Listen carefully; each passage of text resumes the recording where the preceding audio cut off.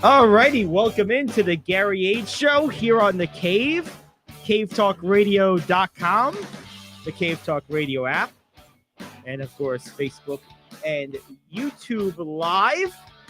Gary Ayd, Rich Anselmo, great to have you aboard. That's right, Toby in the house, station mascot, always ready to go. And that means in the post-election day, little sports to get to. A lot of NHL talk, so Rich will lead that conversation. As far as everything else, there's some NBA games tonight. We'll get into some baseball playoffs. We have our NFL power rankings. So, of course, news you can use, the question of the day, top 5, all the regulars. I want to, if I may, every now and again, as they say, go off the reservation a little bit. So I'm gonna do that real quick, to kind of open the show. Of course, last night was election night. I was up till 3 a.m, keeping tabs on things. One thing that I think is interesting this morning to keep perspective of is no matter which side of the spectrum you fall on, whether you're happy or disappointed, and I think there's a reasonable chance that whether you're a Democrat or Republican or something in between, you're probably more disappointed than happy. That yesterday was sort of a gray day. It wasn't really a super win for either side. I guess probably more of a win for the Democrats based off expectations going into it, but not a convincing win across the board for anybody. But no matter where you stand, one thing that's important to remember today, whatever you were doing at 10:12 a.m. yesterday, you're likely doing at 10:12 a.m. today. Whatever concerns, objectives, goals, priorities you had when you went to bed yesterday, you woke up with those same concerns, goals, objectives, and priorities today. Whatever your lot in life was yesterday, it is likely the same today. The point I'm making here is, while elections have consequences, and there's certainly something that people get very emotional about and very invested in, I'm no exception. I'm certainly in that category. It's important to remember that the sun comes up the next day, it sets the next day, and life goes on. Certainly, that's not to trivialize the impact that politicians and governance has on our way of life, because it certainly can be and is often significant. That's why elections are important. But at the end of the day, you are still in control of your life. There are a lot more things day to day, minute to minute, hour by hour that you can control that a politician, regardless of their side of the aisle, can't and won't. And it's important to remember, especially if things didn't go as you wanted, to be doubly vigilant of your own decisions and make as good a decisions as you possibly can in those areas where you feel the politicians elected are going to be adversarial to your interests. So take, for example, a parent who might have a kid of school age that doesn't want to get their kid vaccinated. That's a clean, simple example. Well, there's a couple of options around that, right? If you can afford it, there's private school. And if you can't afford that, there's homeschool. And if that doesn't work, you can move to another state. Now, I get none of these things. It would be easier if you just didn't have to make a decision. I understand that. But you're not without options. You're not without influence, even when it appears that things are going against you. So just a reminder in the wake of elections that regardless of how this went, if you're on the other side of it, let's say you're in a state like Florida, where Republicans won resoundingly. You might be thinking, and you're a woman of childbearing age, you might be thinking, oh, well, I can't have an abortion. Well, that's not necessarily true. You might be able to get one in another state. There's probably private practices that allow private pay. Like, there are always options, even if the political winds of your area seem to run counter to that. Like, don't, I guess what I'm saying in a long-winded way, don't let the sensationalist nature of how politics is presented to us by the media on both sides color the reality of the shades of gray and nuance that go into life on all topics. There's almost nothing, no political topic, almost none of them are as cut and dry and black and white and pervasive as they're made out to be. Like, I personally don't like New York City. Find it very off-putting. I always have. And yeah, there's a rise in crime there. But how many millions upon millions of people use the subway every day? And what have there been? A couple hundred, maybe a few dozen extra murders? I mean, it's still terrible, but like, when you put it in perspective against the total, it's still very unlikely. So always just keep that perspective. There's a lot of things you still have control over and always will, regardless of how an election goes.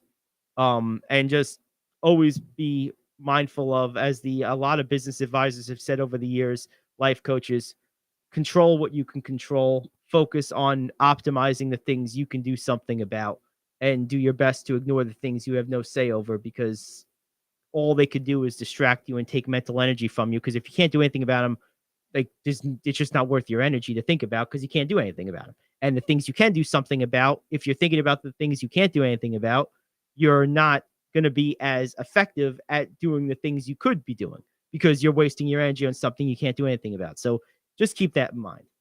There's my little off the reservation pep talk for this morning.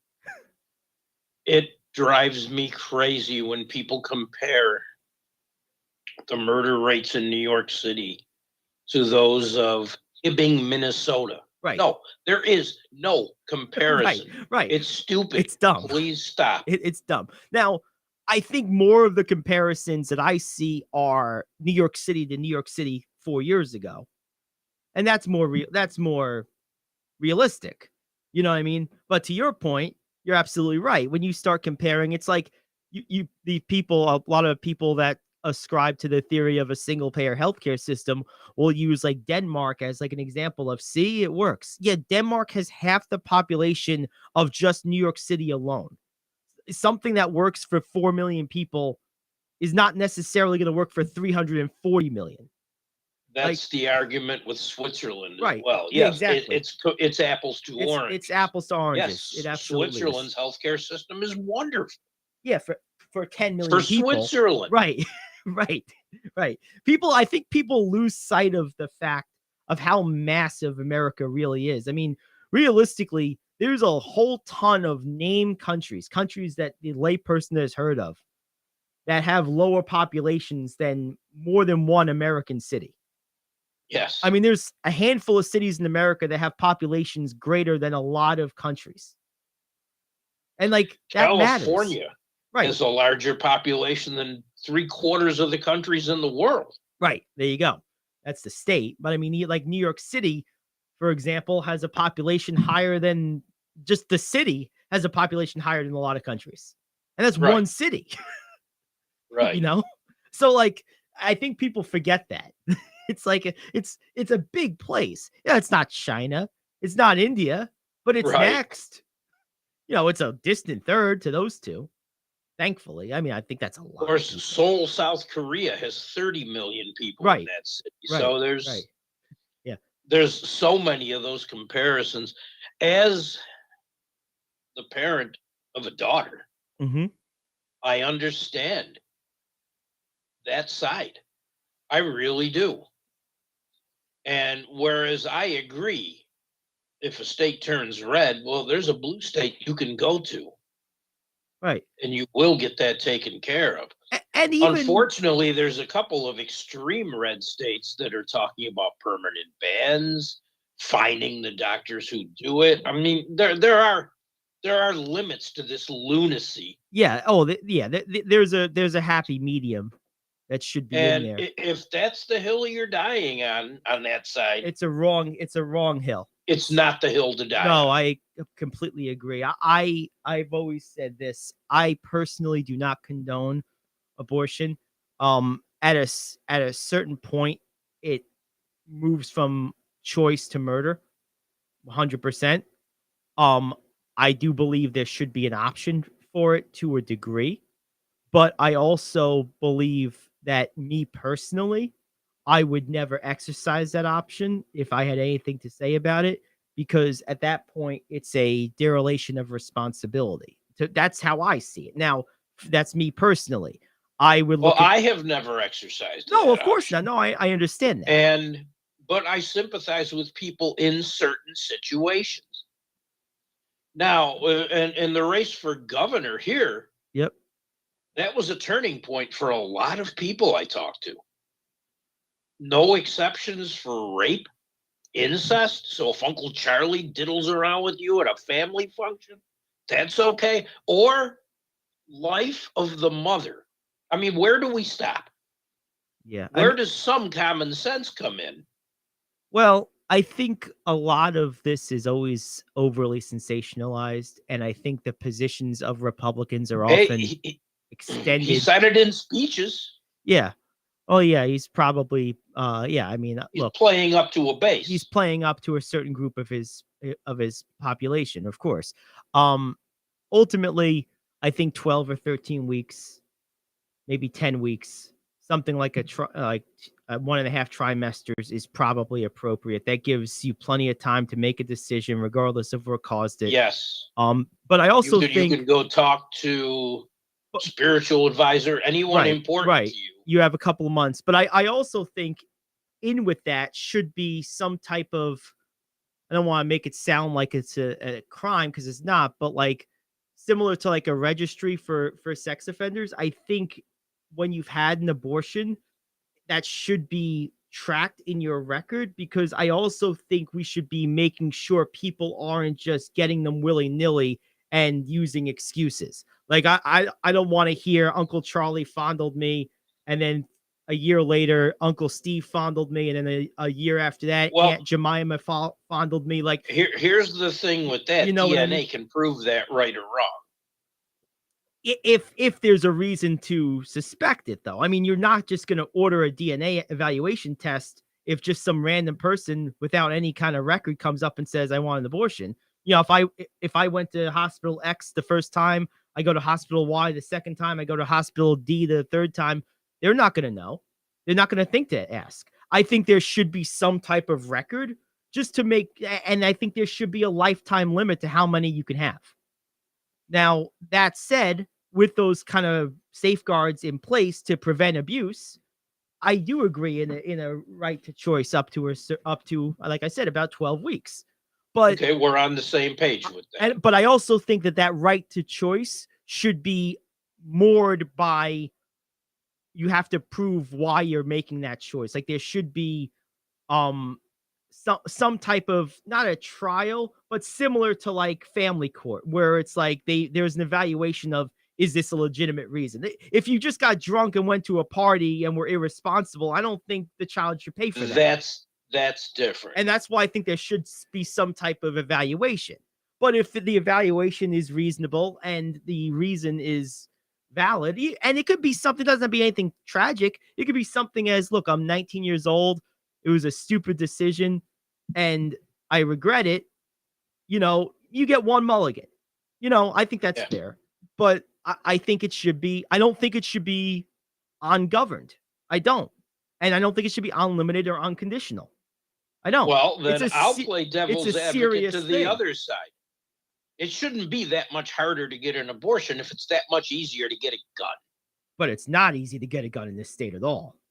This state, no. But why does everyone on one side say no to any kind of background? Well, one's a constitutional right, and one's not. It's as simple as that. And defending yourself is forget the Constitution for a second. Defending yourself is a foundational necessity of living. So I don't think that's an apples to oranges comparison to me. You know, it's also apples to oranges where 18-year-olds are running into places going, I need a gun today. You get someone who needs a gun today. I have no problem with people needing firearms immediately. I've never owned a gun in my life. I have no real interest in owning one, but I absolutely view owning a firearm as a foundational necessity of livelihood if you so choose to exercise it. Defending yourself is a foundational, or a necessity to shoot up a school. Most of those times, if there were more guns in those schools, those guns that did all the killing would have been silenced far before they got all their killing done. It's not up to teachers to be armed. I didn't say that's one of the more stupid things I've heard coming out of people. Oh, I don't have any problem with teachers being armed, but I wasn't even thinking that. I was thinking ex-military people just, that are, need jobs. But there are a lot of ex-military people that can use jobs. Right, that's what I mean. That would be really I've my agreed solution. with that all the while. But I would have no problem with a teacher being armed at all. Not even a little bit. It wouldn't even faze me. Yeah, I'm a pretty staunch supporter of the Second Amendment in all phases with very a permit. Very limited. I don't look, if you don't need to show an ID to vote, I shouldn't need an ID to defend myself. You need to show an ID for almost everything else. Except to vote. And yes, there should be some background checks. Except to vote. Well, there should be an ID to vote as well. I had to show mine to vote. When? Now? Yeah. I didn't. I've never had to show an ID to vote, ever. I did. I had to show my voter card. Oh, no. That you shouldn't have, the law is you shouldn't have to. But because there's no voter ID laws.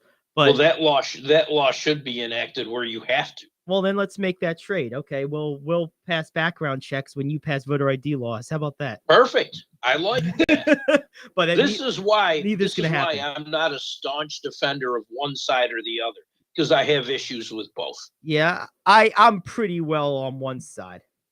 On a lot of these issues. The abortion one, I'm sort of in the middle on, as I just explained. But the Second Amendment one, I'm all the way to the right, just about. And I'm not saying no one should have them. Don't get me wrong. And second, I don't think anyone needs an AR-15 to defend them with 1,000 rounds to defend them. There should be no limit to what people can buy for themselves. If the government has no limits, there should be no limit on me either. The best thing to do in school situations would be to have guards, period. Oh, I think everyone agrees with that. But I have no problem with armed teachers either. I don't, mostly for one reason. I don't think their right to keep and bear arms shall not be infringed. Nowhere in the Constitution does it say except at the schoolhouse gates. I'm a literalist when it comes to the Second Amendment. I take it at face value and nothing more. The right to keep and bear arms shall not be infringed, period. Next sentence. And that's the end of it. So I take that very literally. I always have. As someone who's never owned a gun. But I take that very literally. But yeah, it's interesting. But all that to say, go out today and live your normal life, because no one's going to live it for you. And you know what? Your mortgage still is going to have to be paid. You're still going to have to eat. You're still going to have to pay your power bill. You're still going to have to pay your cell phone bill. You're still going to have to, go grocery shopping. You're still going to want to go meet your friend at the bar and talk sports, which we'll do in a second. We got a little off track here to start today, but that's because it's election day. And one more point. Don't expect politicians on any side to do anything for you. Oh, no. Ever. Oh, God, no. Ever. Oh, God, no. No. Well, you know how I always vote, right? I have one criteria for a politician. There's one thing I want from you. Oh, yeah, what's that? Nothing. Do nothing, and I'll love you. Leave me the hell alone. Thing. Stay out of the way. Do nothing. That's what I want from you. Nothing. Zero.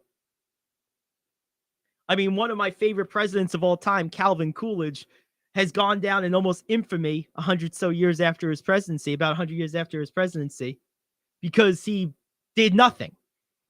And he cut the budget and was just like, no, that's not the government's job. No, that's not the government's job. And he was a very popular president. It's amazing a job could be so easy to do, but so hard at the same time. Like literally, if you would just do nothing, you would get voted. Like look at Ron DeSantis in Florida. Now he has some strong rhetoric. He goes out there and he's fighting. But the things he does, if you really look at the stuff he does, it's basically putting up barriers to government infringement. He's basically trying to do nothing by preventing the other side from overdoing things. And he won by 20 points. In turn, he's fighting for his constituents. Right, exactly. And he won by 20 points. And there's a case study to be had there. Because remember, a few years ago when he won his governorship, he won by less than 1/10 of a percentage point. He won by 30,000 votes. He won by 20 points yesterday. That's called running on your record and being rewarded for it. People should pay attention. Of course, I look at some people and all the talk of how surprised they were yesterday. And I saw this on both sides, and I said, well, look who you put up against these people. Right. Sometimes I wonder how much thought goes into that. Yeah, well, it's a very that gets into political theory. It's a little bit beyond my pay grade, but I will. No. I was told there'd be no theory in this job. So. No theory. My theory is we shouldn't have any theory. Only reality. And the reality is there's some sports to get to. There's a lot of hockey. We got some baseball free agency stuff starting to percolate. Maybe the hot stove will warm up a little bit. We'll have some NBA games tonight. But next is the question of the day. And then after that, I want to do our power rankings. I know Scott has been waiting patiently for the big reveal on the Jets. So we got to reward that patience. I think we're both going to surprise him today. All right. Well, you know what? Let's do that next, and we'll do the question of the day after. Let's not even put that off another segment. We'll mix things up a little bit. So coming up, NFL Power Rankings. That's next, the Gary Ayd Show here on The Cave. Do you want to save money on your next flight? Then pick up the phone and call. That's right, call. Because the best prices are not online. They're with SmartFares. See, SmartFares has special deals with the airlines. When they have unsold seats, they use SmartFares to fill them. So you get airline tickets at crazy low prices. They have access to great prices and discounts at over 500 different airlines. Plus 300,000 hotels and rental car companies. Their prices are too low to publish online. With the extra money you'll save, you can book another trip or treat yourself to dinner or shopping. So stop searching all of those travel sites to find the lowest price on your next flight. Let one of our SmartFares expert travel agents find the best price for you. Call SmartFares today and get ready to see the world with a fat wallet. 800-370-2460. 800-370-2460. 800-370-2460. That's 800-370-2460. Come on, you watch the news. Be prepared to pay more taxes. Then if you owe back taxes or haven't filed in a few years, get ready. The IRS, the largest collection agency in the world, will be coming after you with the power to collect taxes by any means they want to. Hey, they can freeze your bank account, your passport, even padlock your business. Oh, good times. Look, if the IRS claims you owe them $5,000 or more in back taxes and they're coming after you, don't panic. Call my friends at Get a Tax Lawyer first. Their job is to negotiate with the IRS and save you money. They're experts at it. That's all they do, and you can trust them. In some cases, they have reduced a $50,000 tax bill to less than $1,000. If you owe the IRS $5,000 or more in back taxes, call now for a free consultation. Call 800-649-8617. 800-649-8617. 800-649-8617. That's 800-649-8617. Special visitor. We usually have Toby, but now the superintendent has arrived. Whoa. And he's leaving. And there he goes. There we go. That's my other cat, Max. Might not be as familiar to most of the audience, but now that's rare because I didn't think Max moved much from that favorite spot of his. Oh, he doesn't move at all. In fact, a lot of times what he'll do is we have a like an island in our it's not an island, it's like a hutch, like a almost like a large end table piece of furniture in our dining room that's specifically designed for holding cat supplies. So like it's a cabinet underneath, a large cabinet. So we keep, their bag of food down there and their cat carriers and litter and things like that. And then on top of it is where we sit. We have an automated feeder and a water fountain, electric water fountain, that sits on top of there. So Max will, of course, you saw him. He's fat. You don't get that fat by not eating. So he eats a lot and he doesn't like to move, as Rich just said. So what he'll do is he'll lay there, he'll eat and drink, then he'll lay down and take a nap for like an hour on the hutch where the food and water is, just so that when he wakes back up and he's hungry again, he doesn't have to go anywhere. He's got life figured out. He knows what's up. Oh yeah.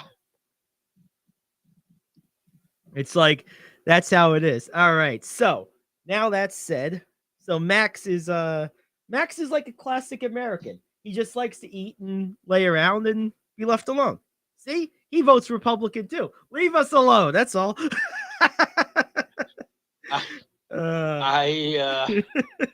I like to eat and lay around. I mean, come on. I'm telling you, man. I'm telling you, Max has life figured out. He really does. All right. So we got the NFL power rankings. You want to kick us off, Rich? Okay. All right. What do we got? In the number 1 spot, I have the Kansas City Chiefs. And they're going to sit there until they prove otherwise. Mm-hmm. Number 2, I have the Eagles. Okay. They're undefeated. I hate putting a 2-loss team in front of a 0-loss team. Oh, the eye test just tells you, though. Kansas City's just good, man. They just have that it factor. They do. And its name is Patrick Mahomes, by the way. It's a definable it factor. It has a proper name. And he has people around him that help him be it too. Andy Reid is such a great coach. I don't think he's ever gotten the credit he deserves. He should really be in the conversation for one of the greatest coaches of the last half century. I mean, this guy is just a winner. He's won every place he's gone, and he's been consistent too. I mean, how many losing seasons has he had in like 20 or 25 years as a head coach? Very, very few. Guy's a great coach, man. He's won with all kinds of rosters in 2 different jobs. And I don't know if this says anything. It should. I mean, with the way they change NFL coaches now, sometimes they change them like underwear. And this guy's had 2 jobs in 25 years, and it wasn't with the Steelers. I mean, that alone is an impressive accomplishment. The only thing is at the Coach of the Year awards ceremonies, you got to keep Andy away from the donuts. Oh, no. You'll lose them. Oh, You'll just lose them. Oh, yeah. The donuts and the coffee, and, you'll never see him again. You'll never see him again. There's a funny guy meme. Lives on coffee and donuts. Oh, you could tell. There's a funny meme going around Facebook. It comes up every once in a while. It's a few years old. It's not new. It's you know how like coaches will be sitting there with their iPad like this or their playbook like this during the game, and then so it's like an image of Reed doing that, and then below it is another image of what he's looking at, and it's a menu to the local diner. Perfect. It's like Philly cheesesteaks, cheeseburger. Great. All right. Okay, now 3, I have the Vikings. Okay. Wow. Big win over the Washington Football Club? No. But it was a win. That was the difference between them and number 4, the Bills. And how those are going to look in the coming weeks, a lot of that's going to be determined this weekend. So you have the Bills going all the way down to 4 from 1. Yes. Eagles were number 2. We have a question in the chat. Eagles were number 2. I have questions on the Bills, especially defensively right now. And I talked to someone this morning who told me there's no word yet on Josh Allen, but McDermott's going to be speaking early this afternoon. It's not a season-ending injury, but he may miss a week. Although he's going to try to play. That's not catastrophic either way. No, but if the week you're going to miss is against the Vikings, it's not great. It's true. But then again, the 2 losses are both division losses, which is not good either. I have the Cowboys at 5. They've earned it. Mm-hmm. I have kind of a tie for 6. I was debating on this, but I ultimately went with the Ravens.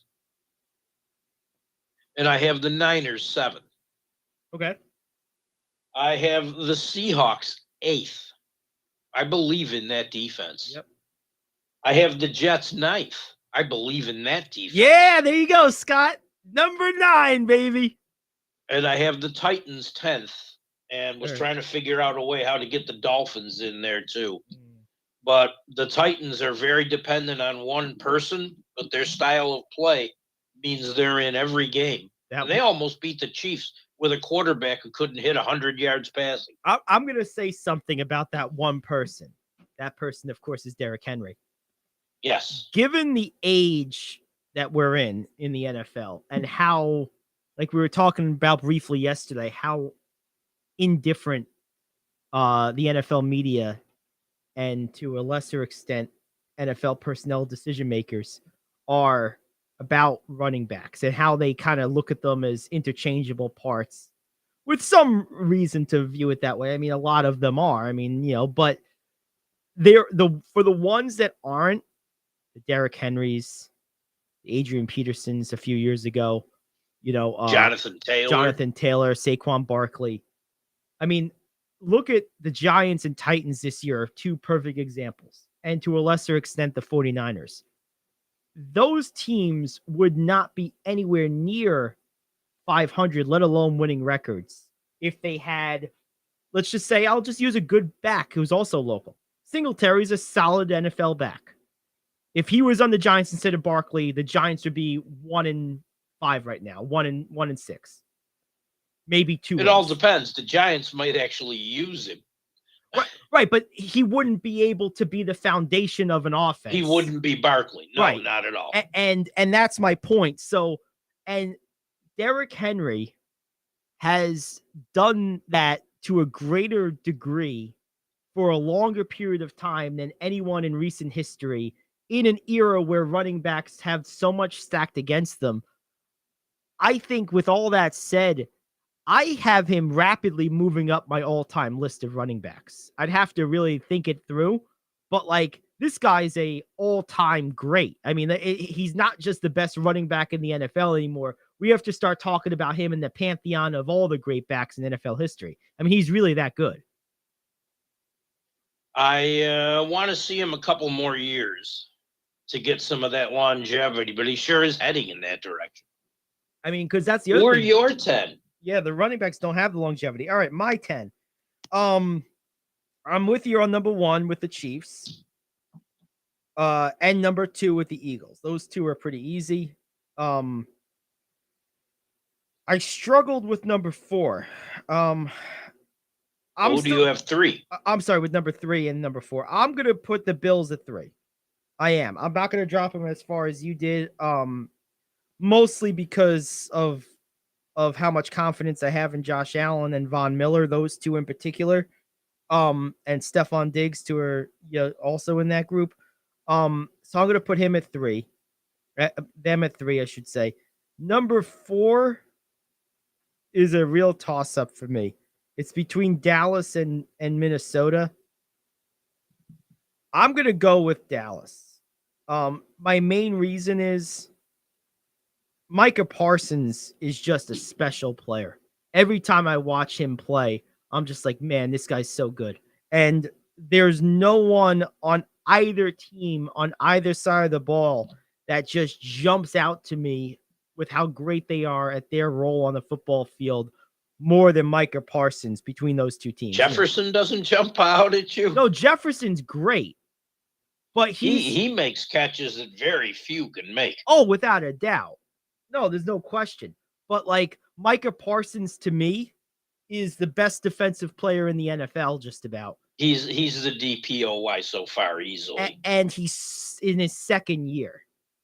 He's just a special player. And so I give the Cowboys. Who passed him up again? Oh God. I Sorry, know this team. Well, the Giants. You think Brian Dable doesn't curse under his breath every time he thinks about that? Probably does. That was the one that didn't take him that shocked me the most. Yes. So I got the Cowboys 4. That means the Vikings are 5. And I'm going to move the Ravens to 6. I think they're where I had them. Yep. I think their addition of Smith moves the needle a lot for this team. Yeah, it does. Number 7, I'm going to go with my 49ers. I know they're only 4-4, but this team has a lot of talent, and now they've added a dynamic playmaker in McCaffrey. His last game before their bye, he went for their touchdown hat trick, put up a whole bunch of all-purpose yards. I think this team's going to roll. You still have to see it. That's why they're not further up the list. But I'm putting a futures bet on them a little bit. So that's where I had them, 7. That brings us to number 8. This is where it gets tough for me. I'm going to go with the Titans at 8. I like Derrick Henry a lot. I like this coaching staff. I believe in them more than the last couple of teams on this list because they've done it for a couple of years now. So they get a little bit of a they've proven it kind of vote. Number 9 for me is really probably the toughest spot on this list. I'm fluctuating between the 5-3 Chargers, the 5-4 Bengals, and the 6-2 Giants. Those are the teams I'm really looking at for that slot, and the 6-3 Dolphins. I'm gonna go ahead and give this to the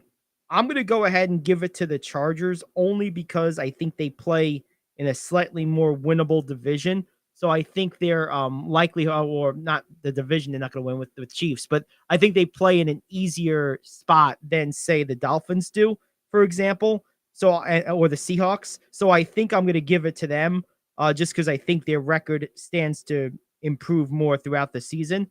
And then number 10, I promised it, so I'm going with the Jets. I don't say it with a lot of confidence. Left out the Seahags, huh? Yeah, I'm still not really a big believer in them. I'm just not. I feel like they're like this is how I was with Cincinnati last year. I just felt they were sort of a paper tiger that got hot at the right time. And you look at Cincinnati this year and they're, just over 500. They've been Jekyll and Hyde. I just don't believe in the Seahawks as a sustainable model with what they have on their roster right now. So I believe in that defense. Yeah, I'm leaving them out. There's a lot of playmakers on that defense. And when it comes to defense, for me, playmakers rule. Oh, well, yeah. I mean, you need playmakers. Okay, look at that. There you have it. Our top 10s. Our top 10s. Yes, sir. All right. So let's take a break. We'll come back. We'll do the question of the day, and then we'll roll into the top 5. Back after this, it's the Gary Ayd Show here on The Cave. Are you like me? You have health insurance, but you don't have dental insurance.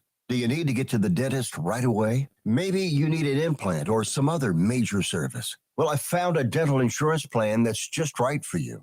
It's called Spirit Dental. Spirit Dental offers a $100 lifetime deductible, a huge network of dentists. And here's the best part. There's no waiting periods. Yeah, that means you can call right now and have real dental insurance for you and your family tomorrow and get that immediate coverage you want. Spirit Dental has plans for just a few dollars a day, up to $5,000 annual maximum, and coverage for implants. Whatever age you are, the dental insurance you need is a free phone call away. Now don't wait, and be sure to ask about Spirit's vision plan. Here's the number: 800-631-9229.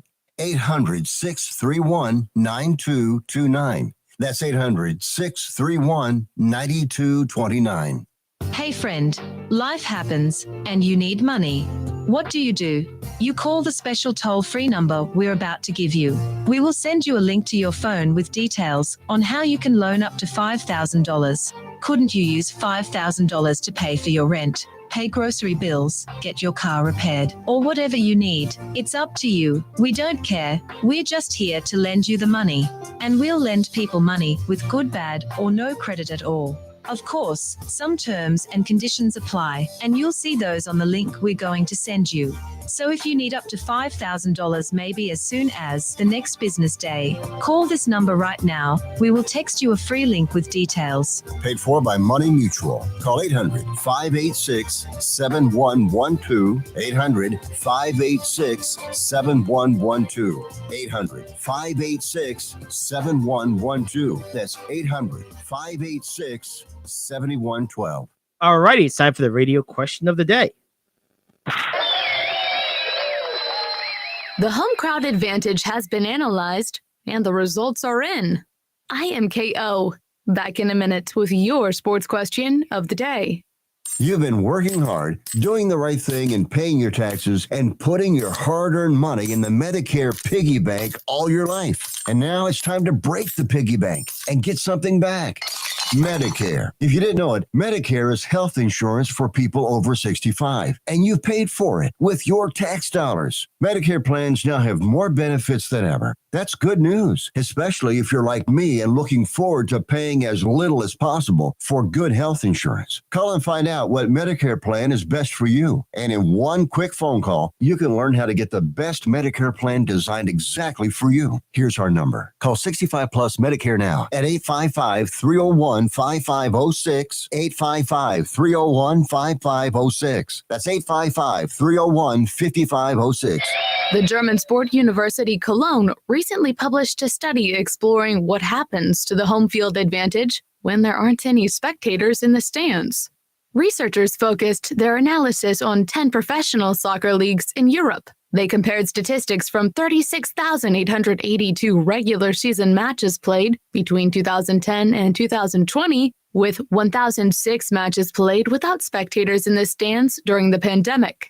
The study found that the home teams still clearly performed better at home even without the spectators, which indicates that fans are not the predominant feature of home field advantage.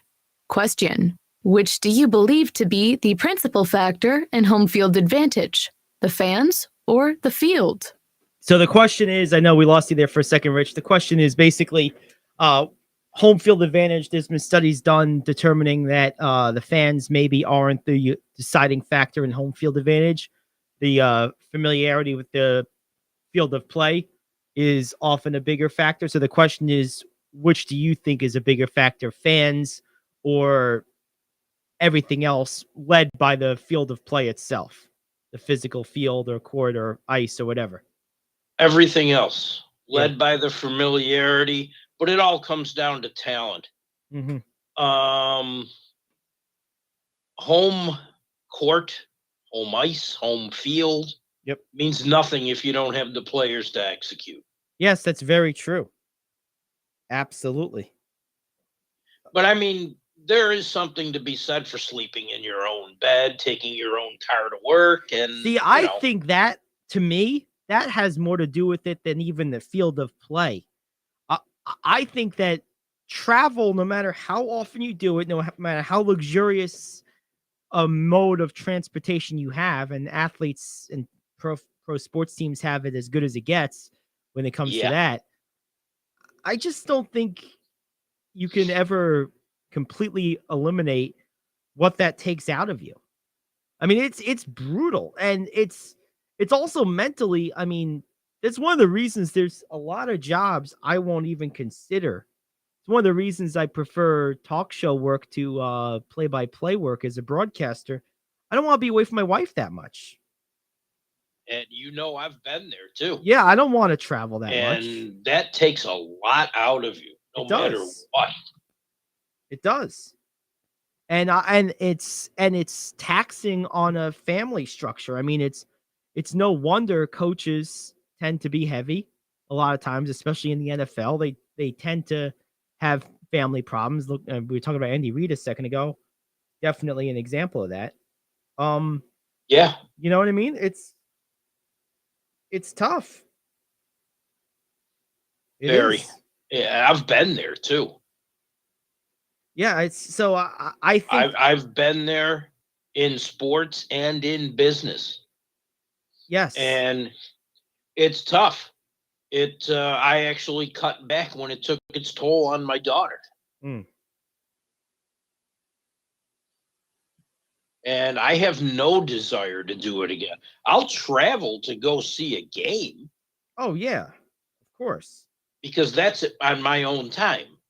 Right. But traveling for work is never easy. Oh, it's rough, and it's something that becomes expected. So no, I think that I think fans are almost robotic in the sense that, like, not robotic in the sense that they're not people, of course, that's not what I mean, but in the sense that, like, if you've been in enough noisy arenas, both home and away, after a while they all sound the same.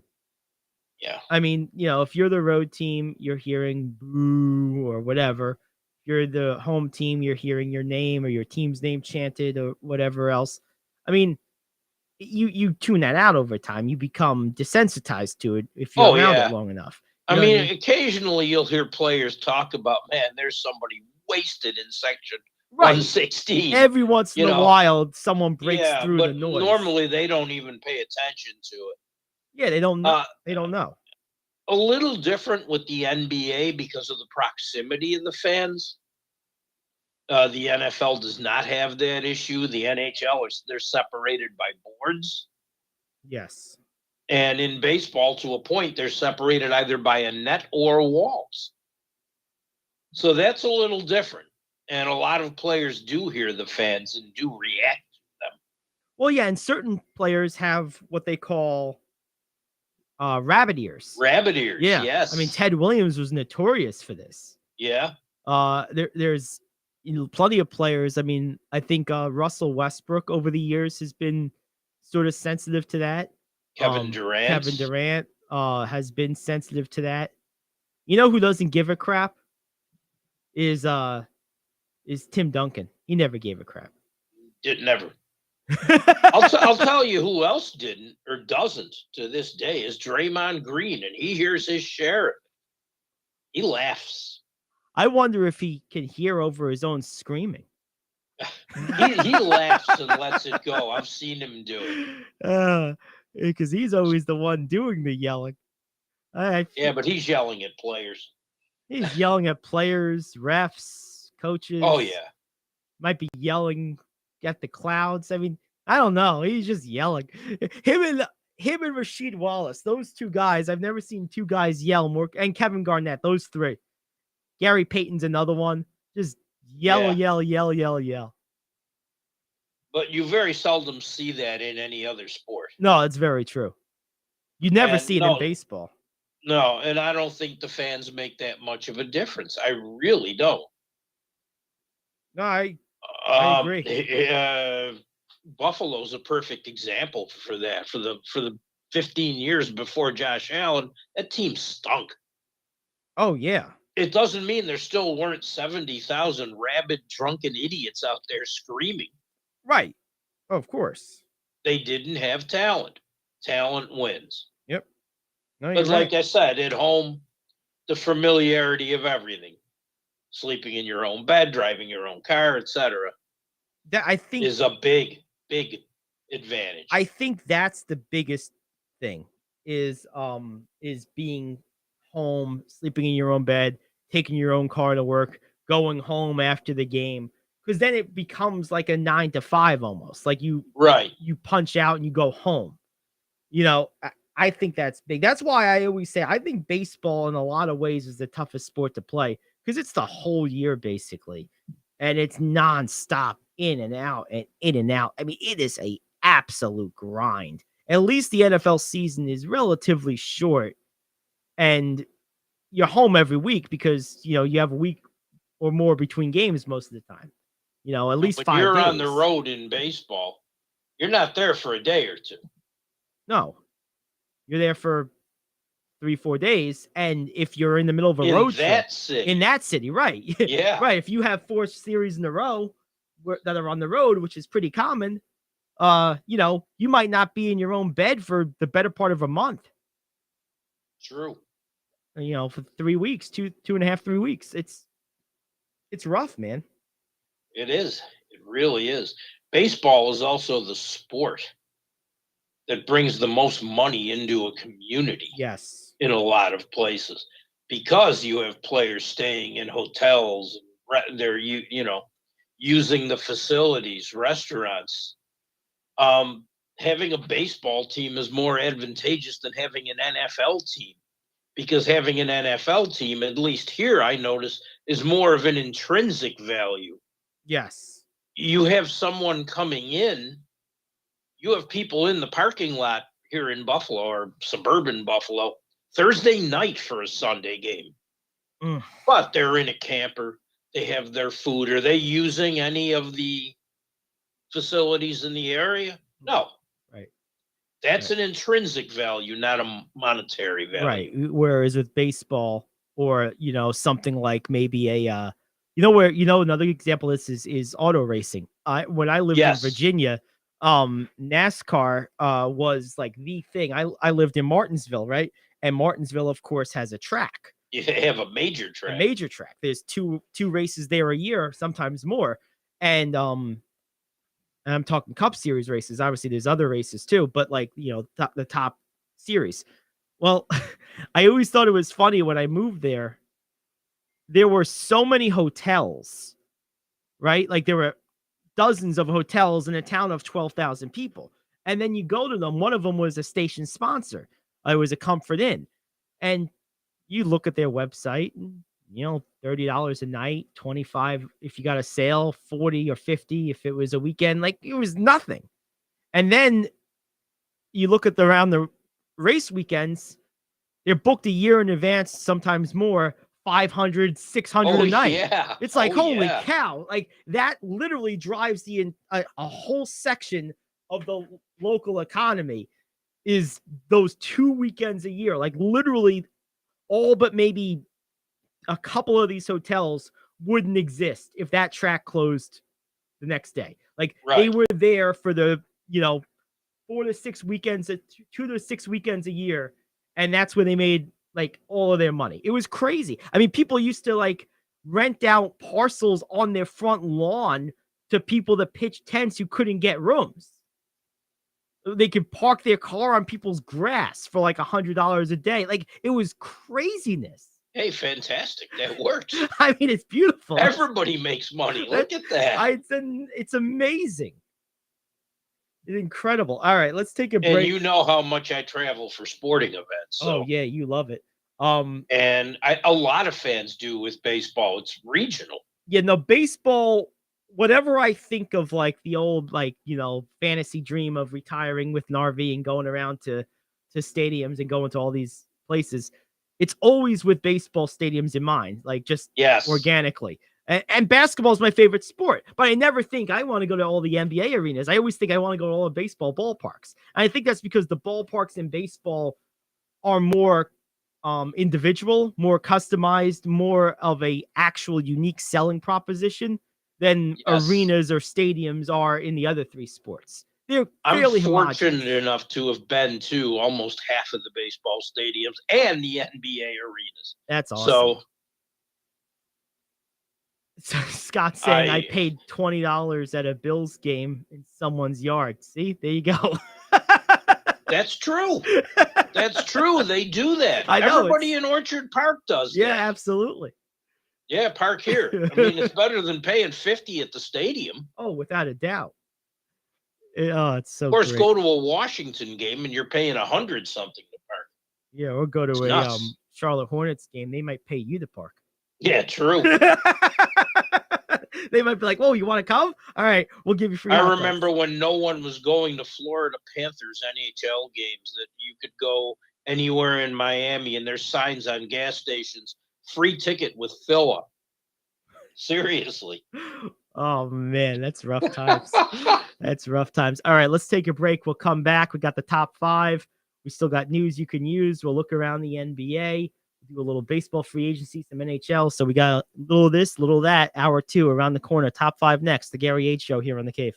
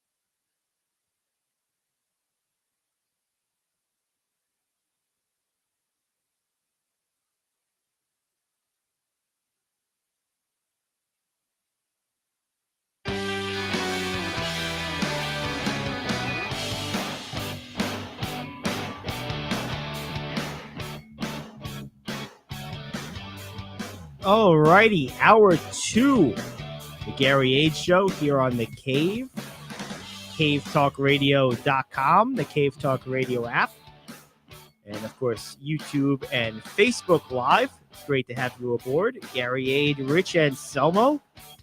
And top of the hour can only mean one thing. It's time now for the top 5.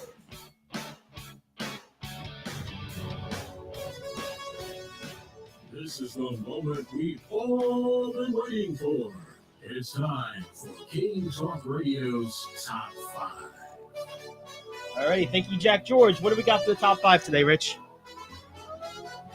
A statement was made yesterday from Colts owner Jim Irsay. He said, "I swear we are not tanking." I promise! Once I stopped laughing when I read this, yes, it enabled me to come up with today's top 5. Name your top 5 most memorable tank jobs in any sport. Oh my goodness. The Kings, pick a year, any year. Pick a decade. Yeah, pick a decade. Any of the last 2 decades will suffice. Let's see. You know, back in the day, your Clippers were notorious for this. They used to tank like nobody's business. Danny Manning, Blake Griffin. Yep. You notice they were always hurt their whole first year. Yes. But number 1 has to be, I mean, it spawned like almost like a subculture. The whole trust the process, Sam Hinkie BS with the 76ers. That has to be number 1 to me. Yes. At least in current memory. That almost created the term tanking. I mean, that was like really like a thing. Boston did it a little bit in the post Garnett, pre Tatum years. And it helped by design. Oh, by design. Well, most of these are, but except for the Kings. Yeah, except for the Kings or the Clippers. Yeah, the Clippers back in the day. Yeah, I guess the Celtics were definitely by design. So was Philadelphia, definitely by design. It's funny too because like Boston, man, they like fleeced the hell out of Brooklyn, which led to them turning around their tanking after a while. You see this a lot in the NBA. I think NHL's had their share. I think Jacksonville in the NFL largely tanked a couple of years ago to get Trevor Lawrence. Teams in the NFL, it's mostly tanking for a quarterback. Right. Remember when Indy had their suck for luck campaign? That was such a horrible slogan. Hey, it was true. Oh, I didn't say it wasn't true, but it's horrible. And then they, of course, didn't last very long. Scott says the Cavs. I don't know if they tanked or they were just absolutely incompetent in the years. They were terrible before LeBron. Before and after LeBron. Yeah. Both times. Finally, I think they finally righted their ship. Now they're a legitimate organization. Like, not only do they have a good team right now, but you get the feeling that you kind of, not to borrow the term that I hate so much, but you kind of trust their process now, right? Like you really believe in Kobe Altman. You really believe in that front office, in that coaching staff. Like you finally feel like that's an organization. Like it won't surprise me if they're good for the next 7 to 10 years. You know what I mean? Like even if their team turns over, which it will, because it always does. But I expect them to be competitive because I think they finally have a group of people there that know what they're doing. True. I really do. Very true. Let's see. So baseball, you don't really see it much. The Astros did it a little bit prior to this current run they were on, but it's different because you don't really know what you're going to get with a baseball draft, and more maybe to the point when you're going to get it. I mean, you could draft a kid today. He might not debut until 2027. You know what I mean? It could be 5 years down the line. So it's hard, really. The NBA lends itself to this because guys, prized rookies, are instant impacts right away. And an average of 10 players play for each team a night. Exactly. At the most. And one guy makes such a huge difference for that reason. I mean, look at not that he was the Magic kind of fall in that category of teams that kind of tank by default because they don't know what they're doing. But like, look at Bonchero.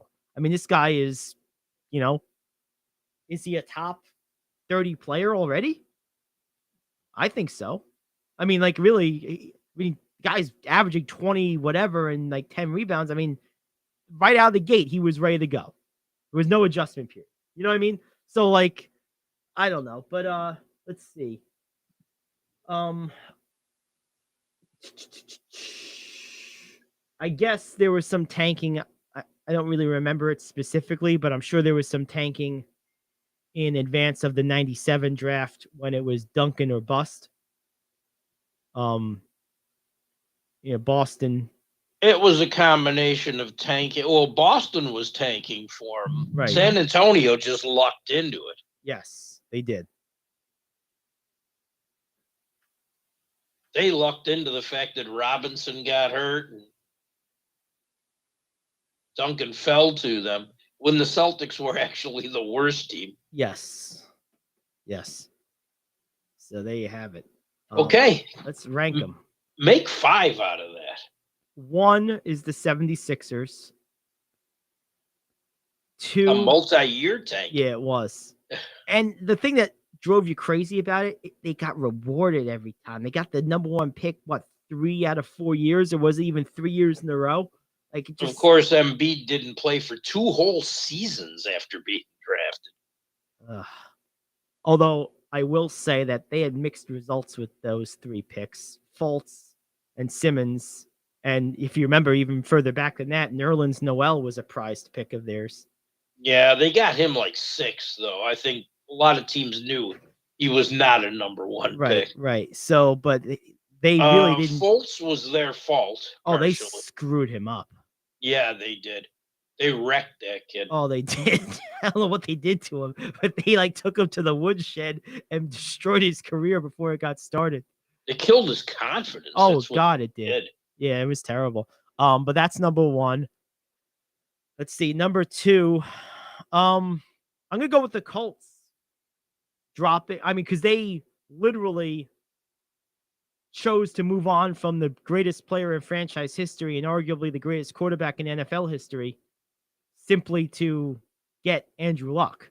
So that's a lot of price to pay for a rookie. So that it worked for a few years. It did. But they didn't get what they wanted out of it. That's Luck was a hell of a quarterback. Oh, he was awesome. He was my favorite player to watch in the NFL that whole time. Wow. Yeah, I loved watching him play. You kidding me? He was awesome. So that's gonna be number 2. Number 3, I think I'm gonna go with the Boston Celtics in the post Garnett, pre Jason Tatum, Jaylen Brown years. They were pretty unabashed about their tanking. Oh yeah. Number 4 is gonna be one I didn't mention, but I just thought of it now. I mean, has there ever been a more clear example of tanking and blowing it up than what the Oklahoma City Thunder are still in the process of doing right now? I mean, they literally traded their entire roster for draft picks. They might get the tanking lifetime achievement award. I think so. If the Kings don't get it first. Well, because I think I think there has to be an element. I was thinking about this. There has to be an element of intentionality to be on this list, right? Like, because there's just teams that are just incompetent. I mean, whether it's the Kings, the Lions, the Magic, some of these teams they can't help themselves. They're just awful. Like, that's not really tanking. Like, tanking, I think, has to be more intentional than just being garden variety, not good at your job. Yeah.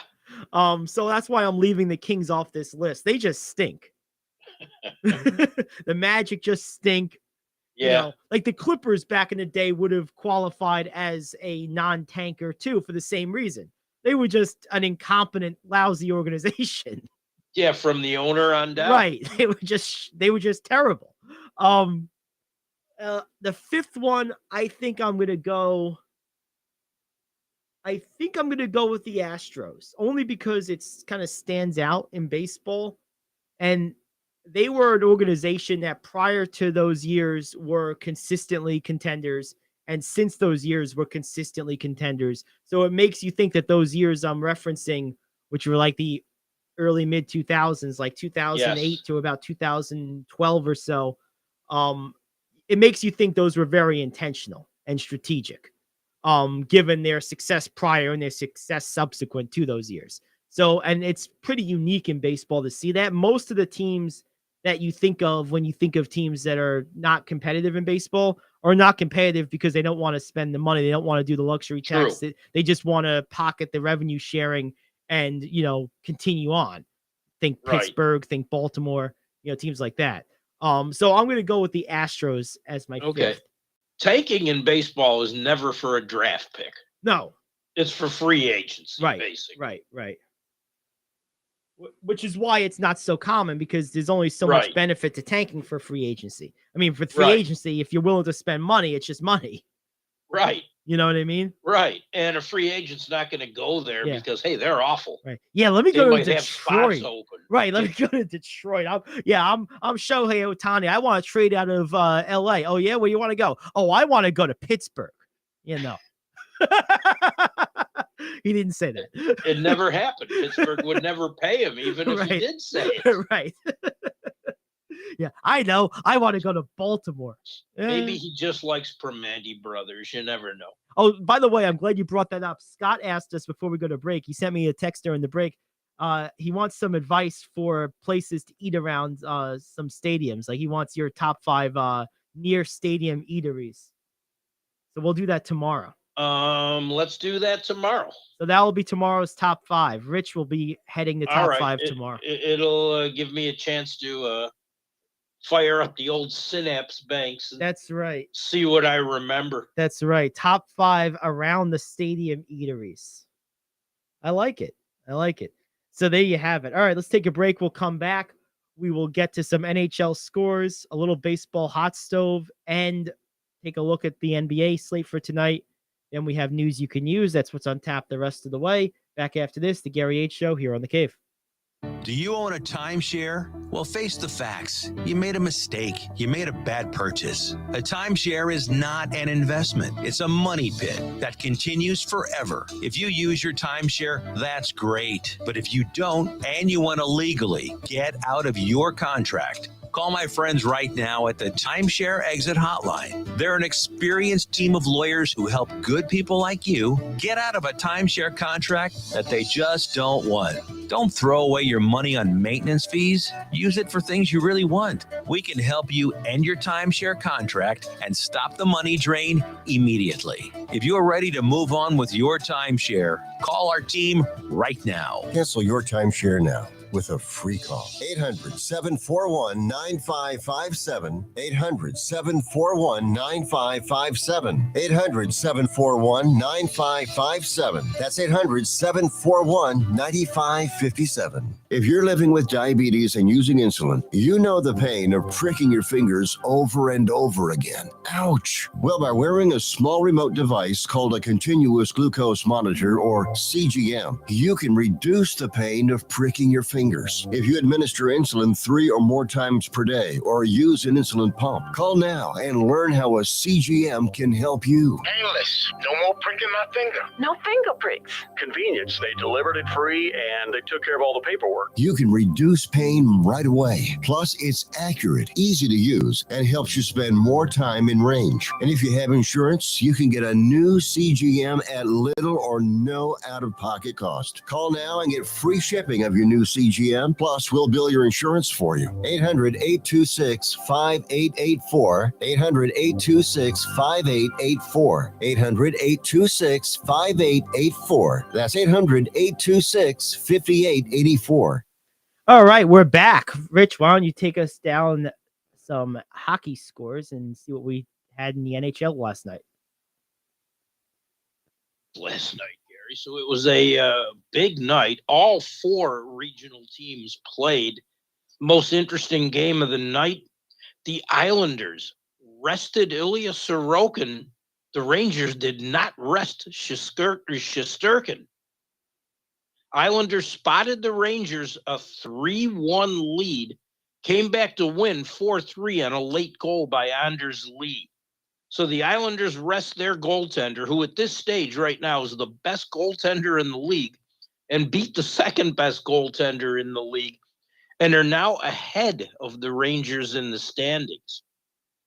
Both of them are looking up at New Jersey, who came from behind to beat Calgary 3-2. The Devils won 7 games in a row. The other team, regional team playing, did not have a good night in a lackluster performance. And one of the rare times I was ready to leave a game early. Arizona beat Buffalo 4-1. Montreal beat Detroit 3-2 in a shootout. Philadelphia crushed St. Louis 5-1. The Blues have lost 8 games in a row. Fun times in St. Louis. Hey, I would say that's criminal, but that might be too much of a reality check. Very true. Capital of the crime world, St. Louis, Missouri, right now. Very, very true.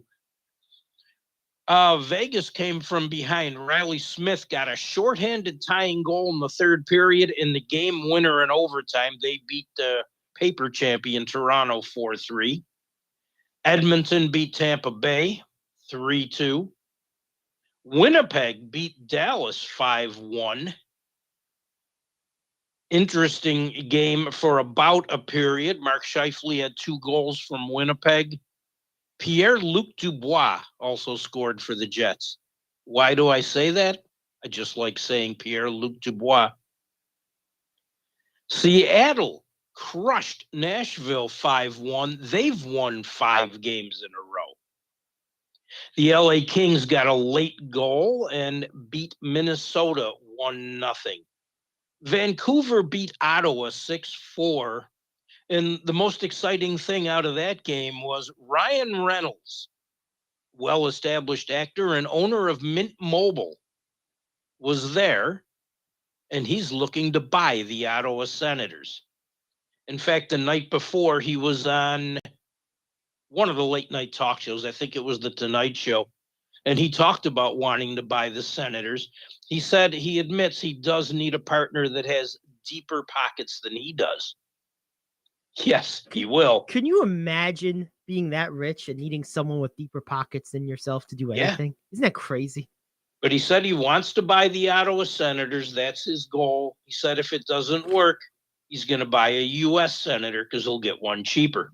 That's the night in hockey. He didn't say that. He did. He said it on the Tonight Show. Oh, that's great. That was a mic drop moment. Which senator? Who has the best going rates? I'm thinking Romney doesn't care. He's got his money, but he's got nothing left. So he's like, fine, I'll say whatever. I don't give a shit. He's got about 100 to choose from, so he can find one. Or the Susan Collins or Murkowski, because both of them are in like wishy-washy areas, so they can flip-flop like a fish. They can do their best John Kerry, and it doesn't matter. So they're the best. Yeah. You can buy them from both sides. Couldn't you see a Romney Collins battle for Ryan Reynolds' money? Oh yeah. Man. It'd be like, hey, Mrs. Collins, you said this just 4 hours ago. Now you said the opposite on the same issue. Price of poker went up. You can put it on pay-per-view. Oh God.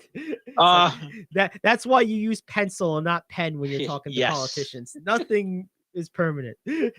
One more quick hockey note, as well as things are going for New Jersey.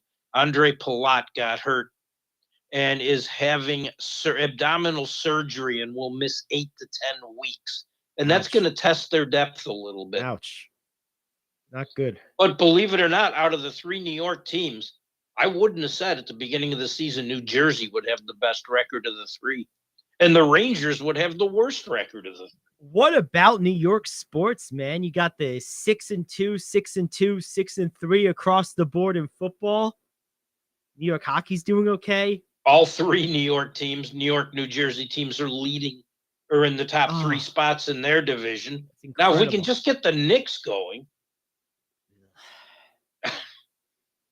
About that. They didn't make my tanking job either for the same reasons as those other teams. They're just bad. Well, the Ewing tank always had a lot of suspicion around it, and it was fun to talk about. Yeah, that always felt more conspiracy theory, Sasquatch-ish to me than reality. Yes. Geez, back in the days, I was talking about the Rams signing a defensive lineman for passing situations. Oh, yeah. I remember those old radio days. You are going back. I think Fanning was the guy the Rams were signing. There we go. As a fourth down lineman. That was news on some days. Awesome. Good stuff. Let's see. So let's take a quick look at the baseball hot stove. What do we got there? Okay, not much yet. But I found something I thought was really interesting. Trey Turner, who's available, and I think he's going to get a lot of bids. He sent a hype video out, narrated by John Hamm, who's got a great voice, to teams ahead of free agency. I think that is great. That is awesome. And I think a lot of people are going to be bidding for him. Well, look at, do the Astros regret giving up Carlos Correa with the way Pena played? Probably not. But do you think that there's not at least 15 teams out there that want Correa? I hope the Mets are one of them. He's not a free agent, but he might be available. Minnesota's not interested in keeping him. Yeah, well, Minnesota had way too much success this year for their taste. They're like, wait a minute, we're good. Yes. Cashman said if he had a magic wand, the Judge deal would be done. You have a magic wand. It's called Hal's Pocketbook. It's pretty close to a magic wand. Depends how much of that wand he wants to wave. That's true. The Mets are having talks with DeGrom and Nimmo, but they were told by each player representative told the Mets that you're going to have company in these talks. That has to be concerning. Yeah, you talking about Judge now? No, Mets. DeGrom and Nimmo. Oh, yeah. Well, Nimmo, I totally understand. DeGrom's going to be a trickier one, even though he's the far more accomplished and reputed player, of course. His injuries. But each player agent told the Mets, right. Oh, yeah, talk to them. But you're going to have a lot of company. No, it makes sense. Look, why wouldn't teams want those guys? I would sign Brandon Nimmo in a heartbeat. Oh, yeah. Well, that's what I was just getting ready to say. Even though DeGrom is the more reputed and accomplished player, and certainly the better of the two, Nimmo is very good and very much available. He doesn't get hurt very much. And that's the thing with DeGrom. And people forget because DeGrom hasn't really been around all that terribly long. He's like 8 years into his career. He's already in his mid-30s. He was a late bloomer.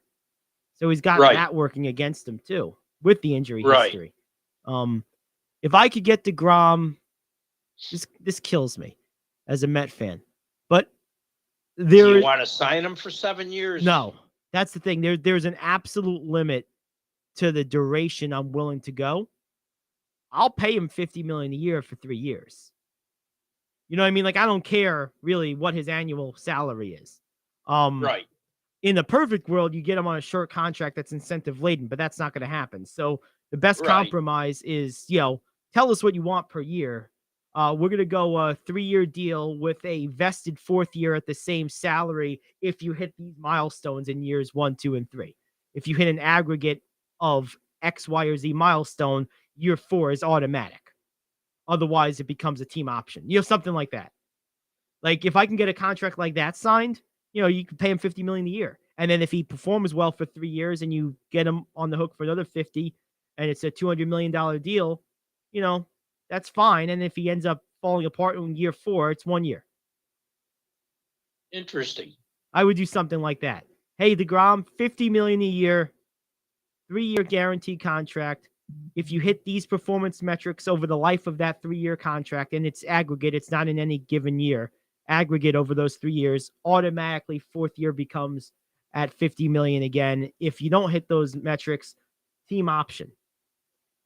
Okay. I don't think he'll go for that.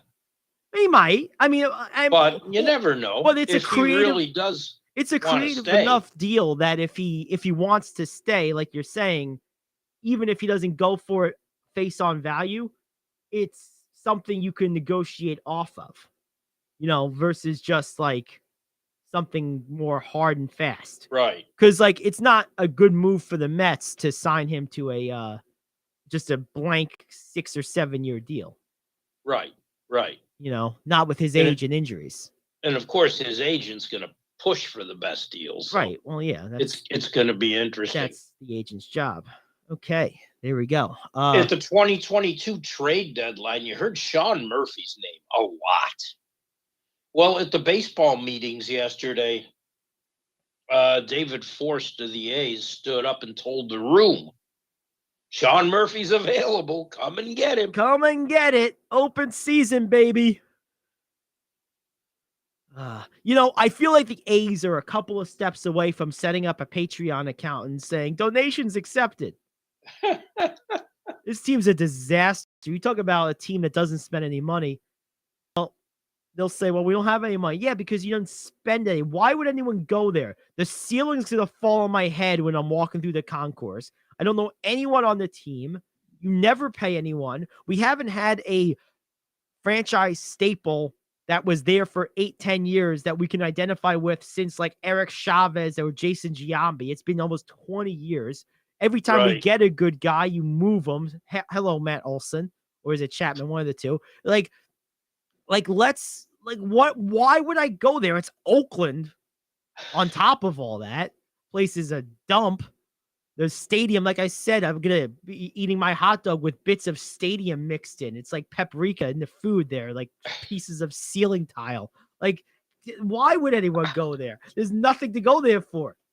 I think they're so close to Vegas, it's not funny. I really do. I think they're so close to moving. I mean, they're giving Oakland every chance to try to build like an actual real major league stadium. And it's not going to happen. Just an actual real major league stadium. Let them go to Vegas and get it over with. Just get it over with. The Blue Jays management saying they're looking to add to their rotation and they want to talk to everyone. I have a question for you. Mm-hmm. Seeing as how Scott asked us in the chat, and if you want to talk to us, Facebook Live, the chat is alive and running. Yes. That's the best place to hit us up with a question. No question. And we do try to answer them. We do. Scott says, where's a good fit for Judge since he ain't staying? I don't know if he's not staying. That seems... I don't know either, but would you dare say the Blue Jays? I don't think the Blue Jays need to spend what it's going to require to get Judge on their lineup. They need pitching. So no, they do. I don't think it's the Blue Jays. They don't have an unlimited budget. And I wouldn't spend the money it's going to take to get Judge on a position player if I'm the Blue Jays. If I have that slot available, now there's where DeGrom makes some sense. Yeah. I would make a play at DeGrom if I'm the Blue Jays before I would make a play at Judge, just because of team need. And it's going to cost you less and fewer years. I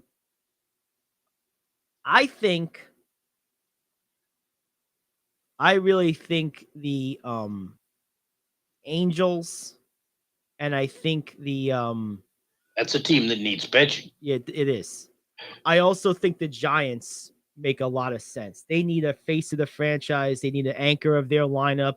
They've had a recent history of success, but in the more recent times, they've been struggling, mostly because they don't have an offense. He's from that area. If I was going to handicap and bet on the team most likely to be the Yankees' biggest challenger for Aaron Judge, it would be the Giants. That would be the team I would say. Okay. Interesting. There's a lot of ties there. If you're running the Mets and everyone in the organization says, don't go for Carlos Correa, how wide do you open the checkbook for Xander Bogaerts? Hey, Yeah, we'll let him write his own check. Let's go, bring him in. Okay, because that's exactly what they need. They need I mean, Bogarts is a shortstop, but you could easily play him at third base, and they need a power hitting third baseman. I've been saying that for over a year. He hits for power and he gets on base. He's a beast. Yeah, he is. He would be my first choice of a free agent for the Mets this year. Of like not our own guys, retaining your own guys. He would be my first choice of an outsider. He absolutely would.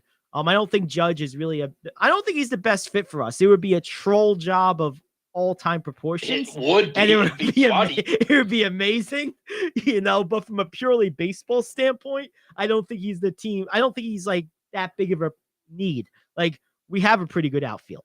You know what I mean? Like, right. But I would love Xander Bogaerts. But, the broadcaster talk show host in me, let's bring in Aaron Judge to the Mets or the Red Sox just for that is topic for weeks. Oh, just that alone. One more quick thing, because I know we got to get to the tonight's NBA schedule. Yes. But there's 13 games sitting there. Dusty Baker's going to return to the Astros. Mm-hmm. Someone asked him, why not retire on a title? He said, why not try for 2? I love it. I love it. And like, people think about this, like, this is his life, man. Yeah. This is the last job he's going to have in all likelihood. Right. He knows that. Why let him ride it out? Why would he voluntarily end it before he has to? Right. The guy's great. I love Dusty Baker. I've always been a big fan of his. So yeah, I love the answer. Why not go for 2? Yes. They have the team for it. They're gonna be good next year. It's pretty much a known thing. Now there you have it. So pretty interesting. I'm sure that hot stove will begin to percolate even warmer in the coming months. You'll hear more. Plus, remember this Yoshida guy from Japan? I watch far more of the of Japanese baseball than like any human being should. And I do. But Masataka Yoshida is a name to remember. I won't remember that, but he has the highest OPS in the Nippon Pacific League, which is the best league in Japan. He's 29. He plays for Oryx. He led them to their first title in 26 years. His numbers are amazing. He has nothing else to prove there and wants to come here. Bring him. Let's go. Pay the bounty. Bring him over here. Oh, yeah. Let's go. Pay this man. He's in his prime. But, it's funny with those Japanese players. And I don't know why this is with Japanese players in particular and not like other players in other leagues in other parts of the world. But whenever you have one of these guys, it's like, okay, you're going to pay the player, let's say, to make math easy, $100 million. Probably more than that, but let's say it's $100 million. Okay, well, first you need to pay off the Japanese to the tune of $80 million. It's like almost doubling the cost. But it's only a one-time payout, so. Yeah, it's like getting dutied at an airport or something. This is one of these kids. I'm anti-cable. And there's a channel on Roku called FTF. It stands for the Fans. And I watch more Japanese baseball and EuroLeague basketball than I should. But I enjoy it, and I don't pay a dime for it. So, hey, why not? Why not? Oh, that's right. Oh, the team... I'm insane. Come on. Oh, I know. I didn't know about the Japanese baseball, though. That I think might cross over from insane to clinical. They might have a 1-800 number for those type of things. Oh, it's summertime. I watch 2-3 games a week out of that league. Oh, man. All right, let's take one more break. We'll come back. We'll hit the NBA schedule and do some news you can use to wrap it up. It's the Gary Ayd Show here on The Cave.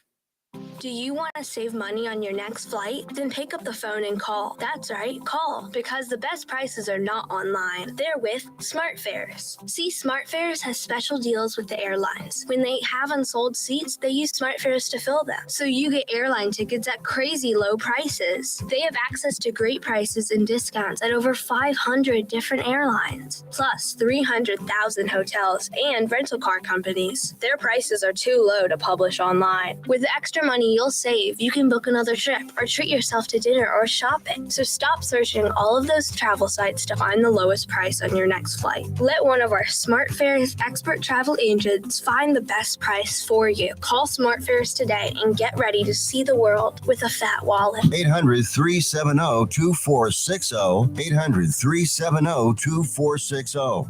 800-370-2460. That's 800-370-2460. Come on.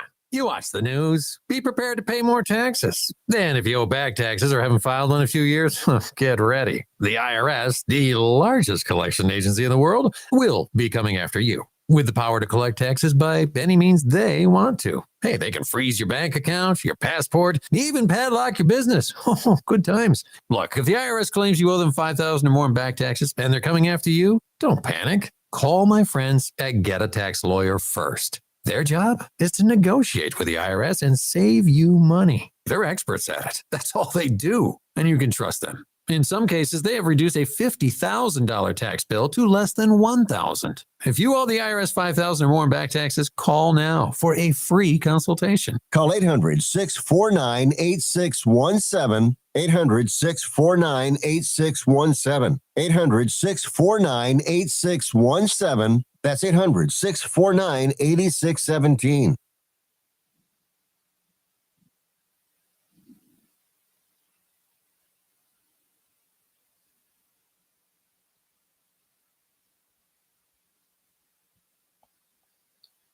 And we're back. Yes, we are. Let's 13 games in the NBA tonight, making up for yesterday when they didn't play at all because they were afraid people would watch games and forget how to vote. What do you got to start off with? Knicks at Nets. Yes. The mediocre Knicks against the subpar Nets might be the game of the night. You know, here's the thing about that is like, I'm weird, but I have more confidence in this Knicks team going on a bit of a run at some point than this Nets team. Like, the Knicks don't look disjointed. They look like they're behind their coach. They look like they all march to the beat of the same drum. They're a big cannon short. That's their problem. They could just go into like doldrums offensively because they just don't. They needed to get Donovan Mitchell. They needed to win that. They needed to get him. I still contend they would be a lot better with Russell Westbrook, because RJ Barrett is an off-ball scorer. He is much more Klay Thompson than he is James Harden. This guy needs a lead guard to have the ball in his hand and actually be the playmaker. Because when Barrett is able, on the nights when Rose has his throwback nights, Barrett plays so much better. And the reason for it is throwback Derrick Rose is an on-ball guard that dominates the ball and creates for others around him, mostly on the perimeter. RJ Barrett feasts on those opportunities. He's not a spot-up shooter. Don't get it twisted. He's much, much more than that. But what he is he's a guy that is quick and decisive. He catches the ball. He makes one or two dribbles, comes around the curl, and boom, or he plays in transition off the ball, runs the wing wide, and makes a play that way. Like, he's not a put the ball, triple threat, dribble, attack, make a decision. He's not James Harden. He's Richard Hamilton. He's Mitch Richmond. True. And very true. They don't have the on-ball guy. Like Jalen Brunson is not that. Jalen Brunson is an on-ball scorer, but he's not a playmaker. And Derrick Rose is old. He's sixth man at best at this point. He's not in his prime. I mean, they need that guy. But I think they're together as a team. I like the way they play together. They're just missing a key component, I think. I agree. Donovan Mitchell was that guy. Yeah. He really was. Yeah. And as he's proving with Cleveland, he can not only throw in 30 every night, he'll distribute. Oh, yeah. Donovan Mitchell's a great player. Utah was crazy to get rid of him. They were. Although they're playing surprisingly well somehow. I don't understand that. Yes. Them and the Spurs. Yes. they're two of the biggest surprises in the West. About Lakers at Clippers tonight. Man, is LeBron playing? I have no idea. I haven't seen a thing, but Darvin Ham promises the 2-8 Lakers will turn the corner. Yeah, okay, Darvin Ham. For his sake, I hope they do. I mean, there have been moments where for my sake, I hope it's not tonight. Understood. I wouldn't be too concerned that it would be tonight. I'm sorry, you were saying? I said I wouldn't be that concerned that it would be tonight. I don't think it's going to be tonight. The Clippers are a better team. But you said that there had been a few signs of... Oh, there's been some times when I felt like the Lakers were figuring it out. I will say this. I feel like Russell Westbrook is slowly settling into a real role with this team where he actually adds value. He's had a few games recently, most of them consecutive, like 2 or 3 games now. It's a small sample size, but for the first time since he's been here, I'm starting to see him as an asset and not a liability. Davis has to get his act together. It's as simple as that. I'll tell you this. I'd almost rather trade Anthony Davis for that trade that we've been talking about for, it feels like 2 years, to Indiana than Westbrook in some ways. Like, because yes, Anthony Davis is an absolute underachiever, and he's got a piss poor attitude. His attitude sucks. Westbrook's attitude's never been a problem. I'm sorry, you've got money and you're living in LA. Right. It's not that hard to deal with. You have incredible food choices. Oh, jeez. Yeah, what else? I don't want to hear it. Yeah, he's a whiner, Davis. I don't like him much at all. I don't blame you. And it annoys you because you can see how great he could be. Yes. Like, that's what makes you... I mean, let's not get it twisted. From the shoulders down, he's about as close as we've seen to Hakeem Olajuwon since Hakeem himself in terms of ability. I mean, you don't often see bigs with that amount of agility, that amount of flow and feel and touch and ability to guard in space. I mean, as a talent, Davis is as unique as they come, but he's such a loser mentally. I don't disagree, but I think Embiid's the closest thing to Olajuwon I've seen with that footwork. And yeah, but Embiid doesn't have Davis's agility on the perimeter. I mean, Davis has no problem guarding like a Chris Paul. Like, you can't outquick him. True. And that's crazy. But no. True. And Embiid's had injury reasons for that. Yeah, well, Davis is Mr. Glass Davis himself. has had injuries, but it's not Yeah, they're both injury risks, unfortunately, and it's a shame. But yeah, Embiid's a better player, of course. I don't disagree. But Davis, man, but that's like, you don't get mad like this over a guy who's not that good. Like, I don't care if Talen Horton-Tucker underachieves that much. Like, it's not that important. We can find someone else. Like, when a guy like Davis underachieves, it sets your franchise back. True.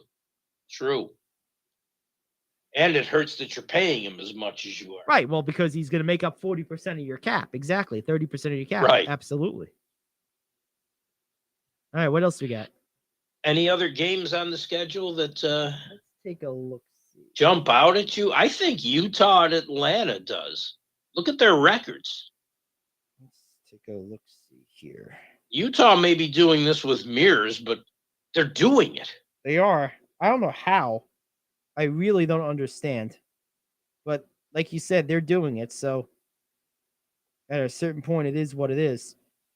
New Orleans at Chicago intrigues me. I like the Nuggets and Pacers. That was the other one I was going to mention. Look at that. Yeah, that's a good one. Let's see. Anything else here?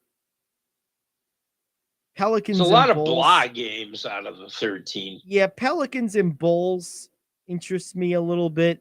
Yeah, that was the one I had said. Suns and Timberwolves could be fascinating, especially if Gobert is playing. And I think he's out. Yeah, that's what I thought. Yeah, I guess my favorite game out of market is probably, it's a toss-up for me between the Pelicans and Bulls and the Mavericks and Magic. I'm increasingly becoming a fan of just turning on Magic games to watch Banchero play. Like, he's quickly becoming... I'm with you there, but I have yet to watch Utah, and I really want to see what they have. Yeah, that makes sense. I understand that. Of course, the Lakers... 9-3. Yeah. 9-3. It's an early game because they're in Atlanta. And they have Clarkston and Sexton going off and Conley running the show. And they're... Markkanen's playing out of his mind. It's crazy. He's playing like early Chicago Markkanen. No, I want to see what they have. It's understandable. All right. Well, there we have it. Let's go ahead and take our final break. We'll come back and do a quick news you can use. Back in 2 minutes here on the Gary Ayd Show. Are you like me? You have health insurance, but you don't have dental insurance. Do you need to get to the dentist right away? Maybe you need an implant or some other major service. Well, I found a dental insurance plan that's just right for you. It's called Spirit Dental. Spirit Dental offers a $100 lifetime deductible, a huge network of dentists. And here's the best part. There's no waiting periods. Yeah, that means you can call right now and have real dental insurance for you and your family tomorrow and get that immediate coverage you want. Spirit Dental has plans for just a few dollars a day, up to $5,000 annual maximum, and coverage for implants. Whatever age you are, the dental insurance you need is a free phone call away. Now don't wait, and be sure to ask about Spirit's vision plan. Here's the number: 800-631-9229. 800-631-9229. That's 800-631-9229. Hey friend, life happens and you need money. What do?